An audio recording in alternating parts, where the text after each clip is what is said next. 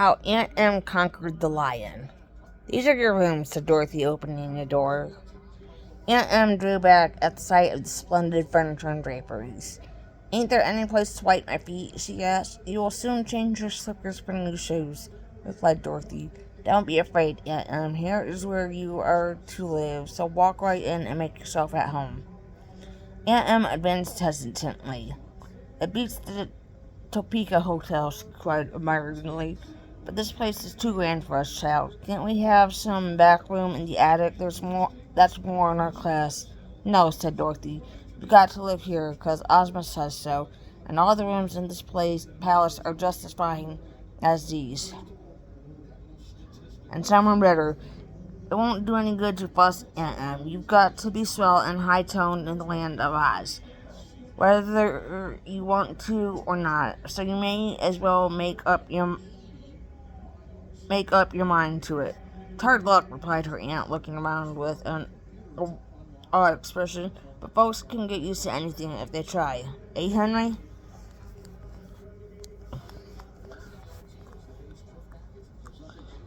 Why, as to that, said Uncle Henry slowly, I believe in taking what's provided us and asking no questions. I traveled some, in my time, and you hain't, and that makes a difference between us. Then Dorothy showed them through the rooms. The first was a handsome sitting room with windows opening upon the rose gardens. Then came separate bedrooms for Aunt Em and Uncle Henry, with a fine bathroom between them. Aunt Em had a pretty dressing room, besides, and Dorothy opened the closets and showed several exquisite costumes that had been provided for her aunt by the royal dressmakers, who had worked all night to get them ready.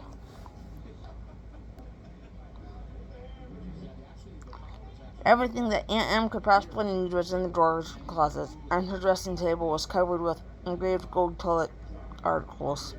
Uncle Henry had 9 suits of clothes, cut in the popular Munchkin fashion, with knee breeches, silk stockings, and low shoes with jeweled buckles. The hats to match these costumes had pointed tops and wide brims with small gold bells around the edges. His shirts were of fine linen with frilled bosoms, and his vests were richly embroidered with colored silks. Uncle Henry decided that he would first take a bath and then dress himself in a blue satin suit that had caught his fancy. He accepted his good fortune with calm composure and refused to have a servant to assist him.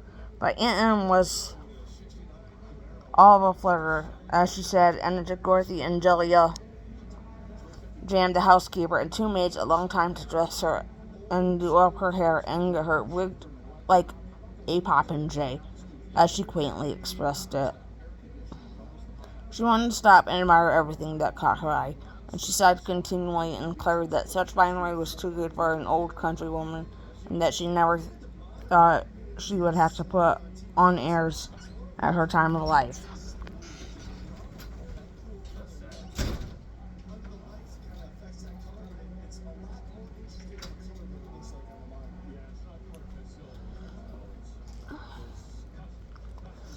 Finally, she was dressed, and when she went into the sitting room, there was Uncle Henry in his blue satin, walking gravely up and down the room. He had trimmed his beard and mustache and looked very dignified and respectable.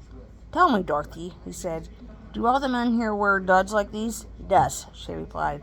All except the Scarecrow and the Shaggy Man, and of course the Tin Woodman and Tik-Tok, who are made of metal. You'll find all the men of Ozma's court dressed just as you are, only perhaps a little finer. Henry, you look like a play actor, announced Aunt Em, looking at her husband critically. And you, look more highfalutin than a peacock, he replied. I guess you're right, she said regretfully, but we're helpless victims of high-toned royalty. Dorothy was much amused. Come with me, she said, and I'll show you around the palace. She took them through the beautiful rooms and introduced them to all the people that chanced to meet. Also, she showed them her own pretty rooms, which were not far from their own. So it's all true, said Aunt Emma, wide-eyed with amazement, and what Dorothy told us of the fairy country was plain facts instead of dreams. But where are all the strange creatures you used to know here? Yes, where's the Scarecrow? Inquired Uncle Henry. Why, he's just now away on a visit to the Tin Woodman, who was Emperor of the Winkie country, answered the little girl. You'll see him when he comes back, and you're sure to like him. And where's the wonderful wizard? Asked Aunt You'll see him at Ozma's luncheon, for he lives here at the palace, was the reply. And Jack Pumpkinhead? Oh, he lives a little way out of town, in his own pumpkin field. We'll go there sometime and see him. And we'll call on Professor Wogglebug too. The Shaggy Man will be at the luncheon, I guess, and TikTok. And now I'll take you out to see Billina, who has a house of her own. So they went into the backyard, and after walking along winding paths, some distance through the beautiful gardens, they came to an attractive little house where the yellow hen sat on the front porch sunning herself. Good morning, my dear mistress, called Billina, fluttering down to meet them. I was expecting you to call, for I heard you had come back and brought your uncle and aunt with you. We're here for good and all this time, Billina, cried Dorothy joyfully. Uncle Henry and Aunt Em belong to Oz now as much as I do.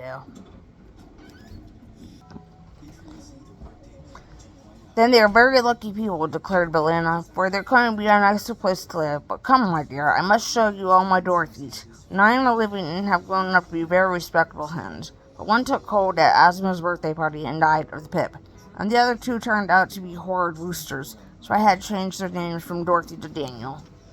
They all had the letter D engraved upon their gold lockets, you remember, with your picture inside, and D stands for Daniel as well as for Dorothy. Did you call both the roosters Daniel? Asked Uncle Henry. Yes, indeed. I have 9 Dorothys and 2 Daniels, and the 9 Dorothys have 86 sons and daughters and over 300 grandchildren, said Billina proudly. What names do you give them all, dear? Inquired the little girl. Oh, they all have Dorothy and Daniel, some being juniors and some double juniors. Dorothy and Daniel are 2 good names, and I see no object in hunting for others, declared the yellow hen. But just think, Dorothy, what a big chicken family we've grown to be, and our numbers increase nearly every day. Ozma doesn't know what to do with all the eggs we lay, and we are never eaten or harmed anyway, as chickens are in our country. They give us everything to make us contented and happy, and I, my dear, am the acknowledged queen and governor of every chicken in Oz because I'm the eldest and started the whole colony. You ought to be very proud, ma'am, said Uncle Henry, who was astonished to hear a hen talk so sensibly. Oh, I am, she replied. I've the loveliest pearl necklace you ever saw. Come in the house, and I'll show it to you. And I've 9 leg bracelets and a diamond pin for each wing. But I only wear them on state occasions. They followed the yellow hen into the house, which Aunt Em declared was neat as a pin. They could not sit down because all Billina's chairs were roosting poles made of silver. So they had to stand while the hen fussily showed them her treasures. Then they had to go into the back rooms occupied by Billina's 9 Dorothys and 2 Daniels, who were all plump yellow chickens and greeted the visitors very politely. It was easy to see that they were well bred and that Billina had looked after their education. In the yards were all the children and grandchildren of these 11 elders, and they were of all sizes, from well-grown hens to tiny chickens just out of the shell. About 50 fluffy yellow youngsters were at school being taught good manners and good grammar by a young hen who wore spectacles. They sang in chorus a patriotic song of the land of Oz in honor of their visitors, and Aunt Em was much impressed by these talking chickens. Dorothy wanted to stay and play with the young chickens for a while, but Uncle Henry and Aunt Em had not seen the palace grounds and gardens yet, and were eager to get better acquainted with the marvelous and delightful land in which they were to live.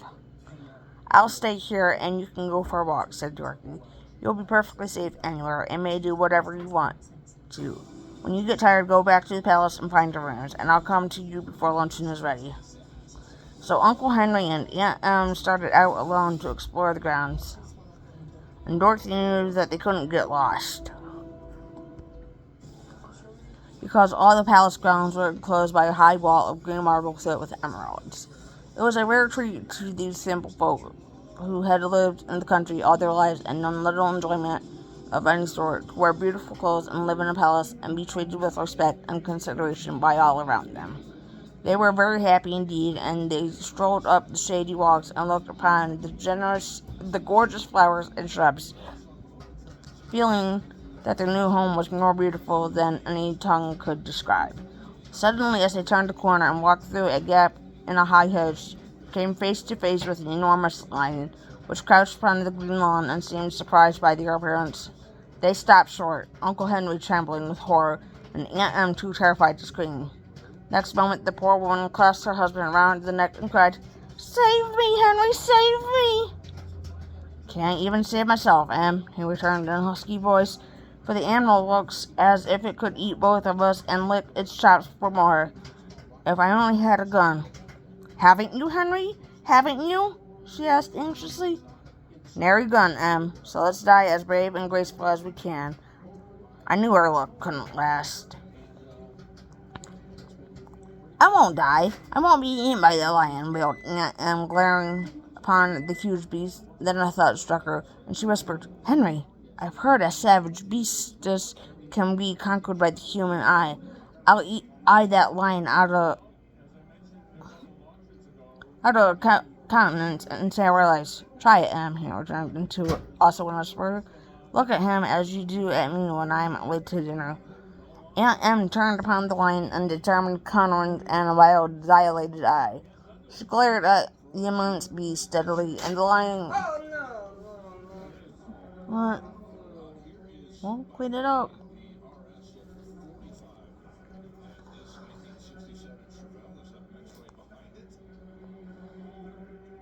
She glared at the immense beast steadily, and the lion, who had been quietly blinking at them, began to grow uneasy and disturbed.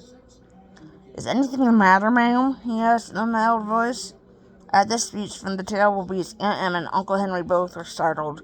Then Uncle Henry remembered that this must be the lion they had seen in Ozma's throne room. "Hold on, Em," he exclaimed.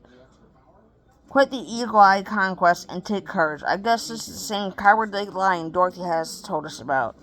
"Oh, is it?" she cried, much relieved. "When he spoke, I got the idea, and when he looked so ashamed like I was sure of it," Uncle Henry continued. Aunt Em regarded the animal with new interest. "Are you the cowardly lion?" she inquired. "Are you Dorothy's friend?" "Yes'm," answered the lion meekly. "Dorothy and I are old chums and are very fond of each other. I'm the king of the beasts, you know, and the Hungry Tiger and I serve Princess Ozma as her bodyguards." "To be sure," said Aunt Em, nodding, "but the king of beasts shouldn't be cowardly." "I've heard that said before," remarked the lion, yawning, till he showed two great rows of sharp white teeth. "But that does not keep me from getting frightened whenever I go into battle." Is it okay if I change it? "Well, Daddy will be back in a minute." "What do you do? Run?" asked Uncle Henry. "No, that would be foolish, for the enemy would run after me," declared the lion. "So I tremble with fear and pitch in as hard as I can, and so far I have always won my fight." "Ah, I begin to understand," said Uncle Henry. "Were you scared when I looked at you just now?" inquired Aunt Em. "Terribly scared, madam," answered the lion. "For at first I thought you were going to have a fit.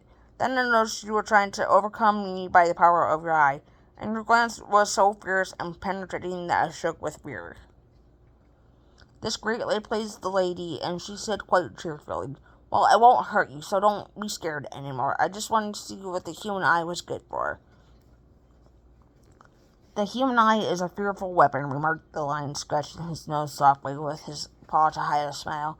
"Had I not known you were Dorothy's friend, I might have torn you both into shreds in order to escape your terrible gaze."